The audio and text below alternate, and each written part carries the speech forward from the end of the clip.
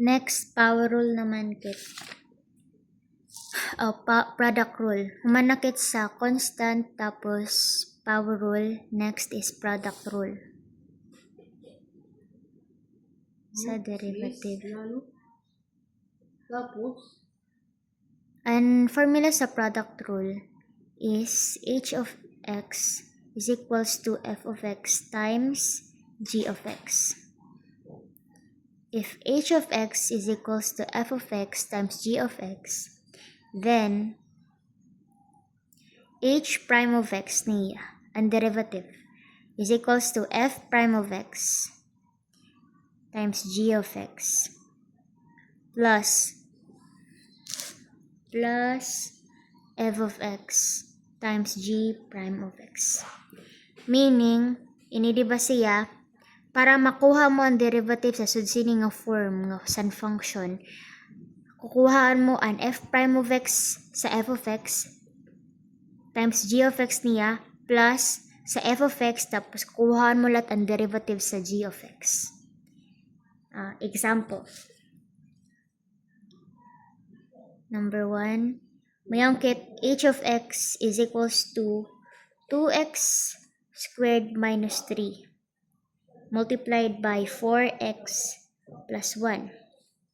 So, pag makakita ka mga sugad sito nga similar nga problem, sugad sito nga function, pwede mo gamitin ang product rule sa pag-derive. So, ade, himunta siya nga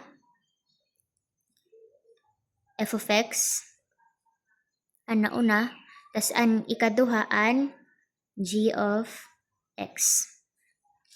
So, yun. Hanapan ta na mo na kaya diba kailangan nato f of x tapos g of x. O g prime of x tapos f prime of x. So, para makuha ito, andi mo na timoon.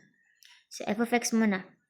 Ang f of x, hanapan ta ang derivative sa f of x. So, adi, kopyan ta mo na 2x squared minus 3. Tapos, ang derivative niya, diba gamit ang power rule, nga di. So, magiging 2 times 2, 2 times 2, tas kopya x, 2 minus 1, tas ang negative 3, according sa constant rule, tanan nga constant, diba, magiging 0, so automatic 0.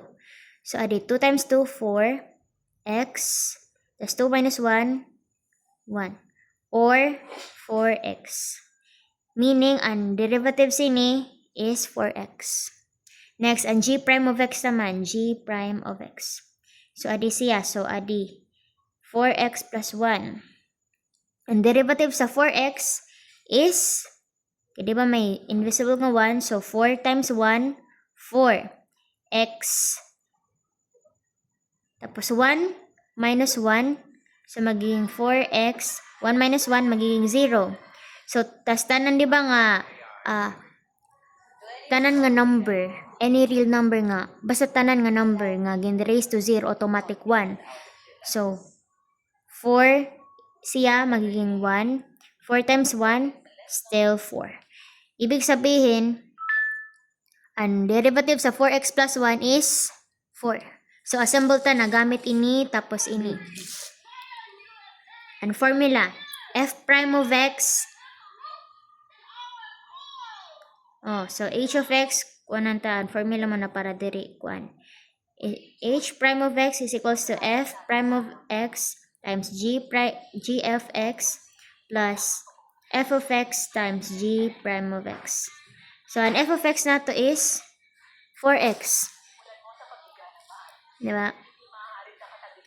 Times g of x. Tapos adat g of x, diba? So, 4x plus 1 plus f of x.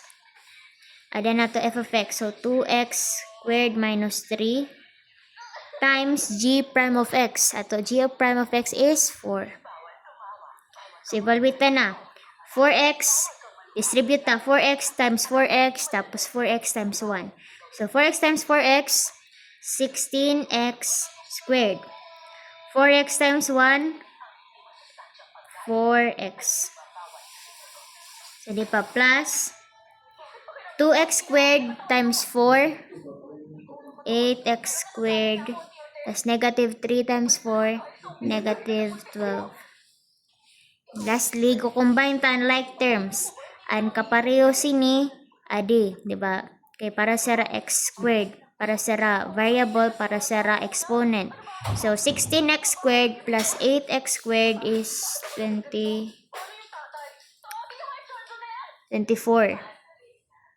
x squared.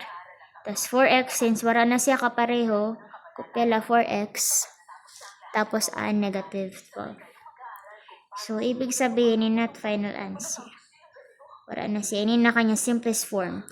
Ibig sabihin, ang derivative sini is ini.